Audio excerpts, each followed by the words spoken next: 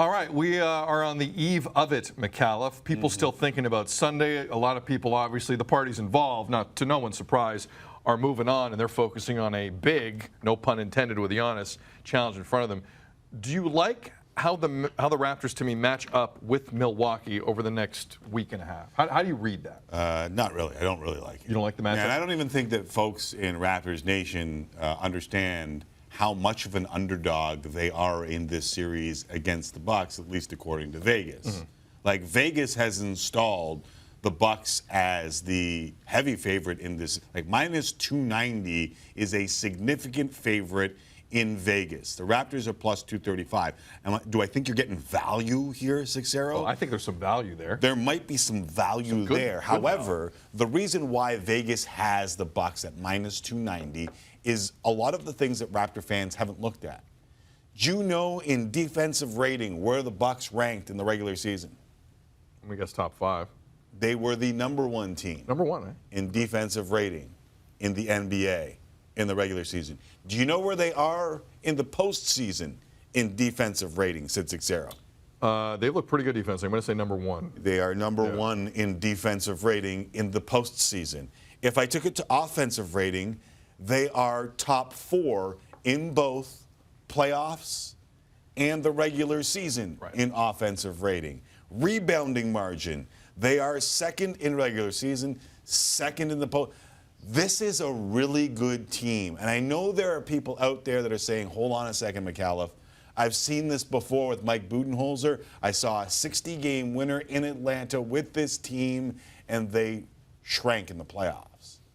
Those teams did not put up the regular season numbers or playoff numbers that this squad has through an 82-game regular season and 2 rounds of the postseason.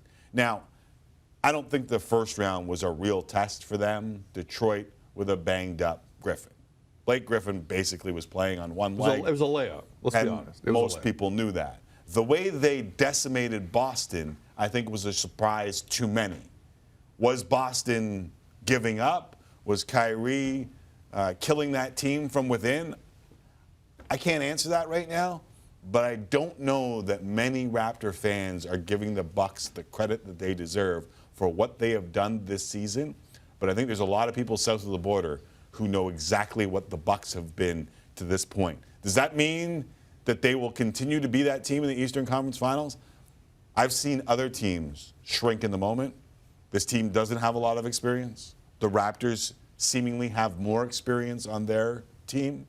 But this is a real Bucks team, and I think people need to realize that. But I still don't buy it.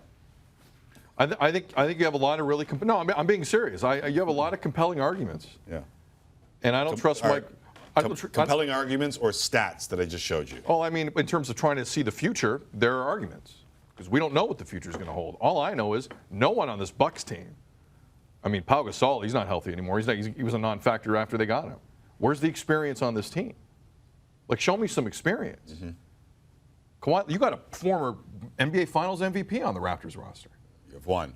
You've won. Kyle Lowry's played a few games at this point in his postseason career. Yeah, and what in that history tells you that he has been unfallible in those postseason runs? Not much. My issue is also Mike Budenholzer.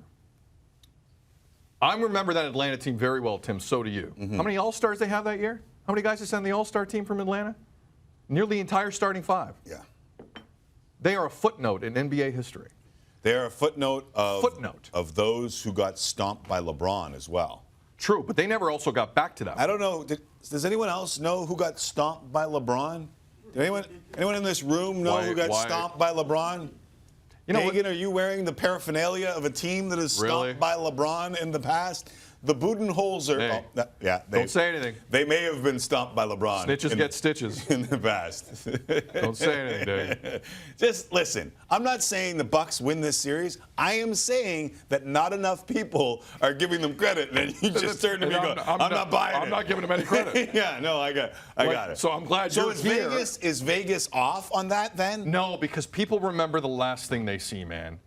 When you take out Boston in that fashion, in that hilarious fashion, and you couple Paul Pierce in that, because that matters. People were laughing at that series by the end of it. And I think everyone is very much on the Giannis train, as are you and I. This guy's the best player maybe in the world. But you can't tell me there was a real test in rounds 1 and 2. The Raptors had to fight through some awful shooting, an awful team play to get to this point, and the Bucks haven't faced any adversity yet, aside from one game, literally one game where they had a huge layoff. Malcolm Brogdon was out. Brogdon was out. He's back. I like Malcolm Brogdon. I know you do. It's a great point. I like me some Malcolm Brogdon. But if you can hold Giannis to 22, let's just think about it. If you can hold him to 22, 23 a night, those other guys have to make those shots. They are beatable, man. That team is very beatable, and Boston were a joke. They were not playing as a team. I can't pull anything from that series. Yeah. So we're gonna find out a lot. The Raptors' defense will have to keep them in this series once again because the Bucks play defense, and we're going to see a little bit of old school Eastern Conference basketball, dare I say, as we watch this series unfold.